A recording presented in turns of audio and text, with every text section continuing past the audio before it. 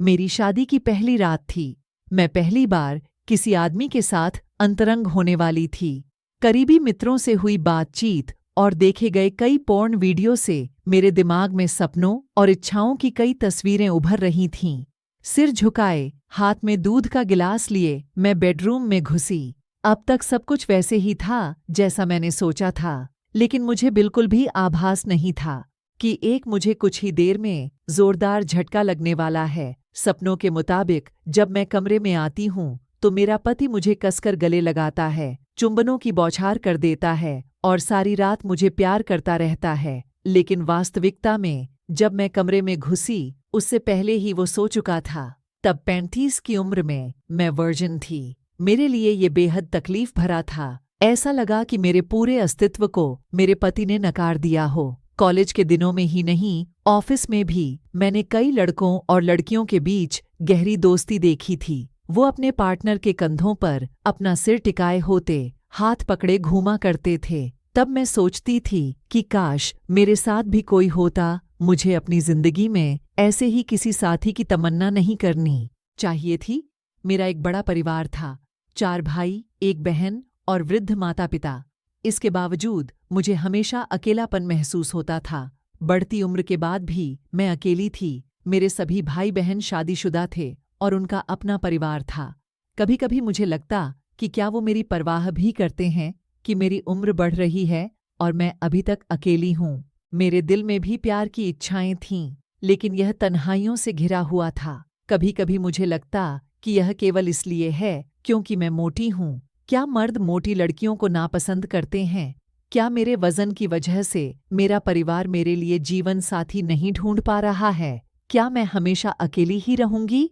ये सवाल हमेशा ही मेरे मन में घूमते रहते। शादी के बाद मेरी उलझन आखिरकार जब मैं 35 साल की हुई तो किसी तरह एक 40 वर्षीय आदमी मुझसे शादी करने के लिए सामने आया। उससे मिलने के दौरान मैंने उन्हें अपनी भावनाओं के विषय में बताया, लेकिन उन्होंने कभी इस पर ध्यान नहीं दिया और ना ही इसका कोई जवाब दिया। वो थोड़े परेशान दिखे।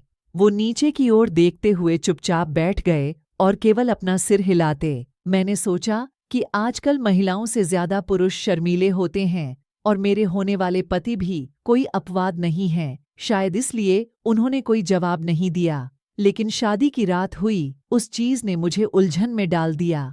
मुझे नहीं पता कि उसने ऐसा क्यों किया। जब अगली सुबह मैंने उनसे पूछा तो उन्होंने कहा कि वो ठीक नहीं थे, लेकिन आगे भी कुछ नहीं बदला।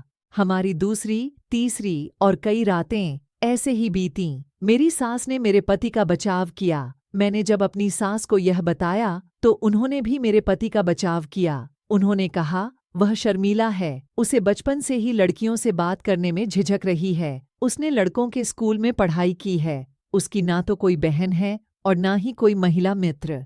हालांकि इस बात से मुझे अस्थायी राहत तो मिली, लेकिन मैं इस विषय में सोचना बंद नहीं कर सकी। मेरी सारी उम्मीदें, सपने और इच्छाएं दिन ब दिन टूट रही थीं। मेरी बेचैनी का एकमात्र कारण सेक्स नहीं था। वो शायद ही मुझसे बात करते थे। मुझे लगता कि हमेशा मेरी उपेक्षा हो रही है। वो मुझसे दूर भागते, छूना पकड़ना तो दूर की बात थी।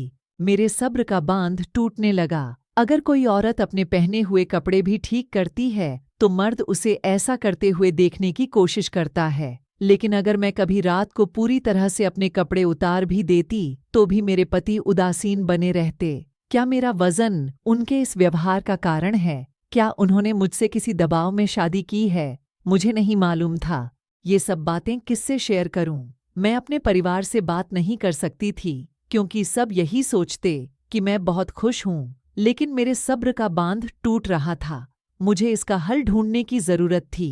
आमतौर पर छुट्टियों वाले दिन भी वो घर पर नहीं रहते थे। वो या तो अपने किसी मित्र के घर जाते या अपने माता पिता को बाहर ले जाते थे। संयोग से उस दिन वो घर पर ही रहे। मैं कमरे में घुसी और अंदर से दरवाजा बंद कर दिया। वो बहुत तेजी से अपने बिस्तर से उठे, मानो कूद गए हों। मैं उनके पास गई और प्यार से पूछा, क्या आप मुझे पसंद नहीं करते? हम अब तक एक बार भी अंतरंग नहीं हुए हैं। न ही आपने अब तक कभी अपनी भावनाओं के विषय में ही बताया। आखिर आपकी समस्या क्या है? उन्होंने झटके से जवाब दिया, मुझे कोई समस्या नहीं है। जब मुझे पता चला कि जब उन्होंने यह कहा तो मैंने सोचा कि यह मौका है उनके करीब जाने और अपनी तरफ उन्हें आकर्षित करने का। मैंने उनसे शारीरिक छेड़छाड़ शुरू की। मैंने सोचा कि इससे उन पर कोई असर होगा, लेकिन उन पर कोई असर हो नहीं रहा था। उनमें उत्तेजना का कोई भाव भी नहीं दिख रहा था। मुझे नहीं पता था कि किससे इस बारे में पूछना चाहिए, लेकिन यह बात मुझे परेशान करती थी कि जैसे किसी स्त्री की सुंदरता के बारे में पुरुष आकलन करते हैं, मैं क्यों अपने पति के शारीरिक गुणों का आकलन नहीं कर सकती? अगर मुझे उससे कुछ उम्मीदें हैं तो यह गलत क्यों है? मुझसे धोखा किया गया।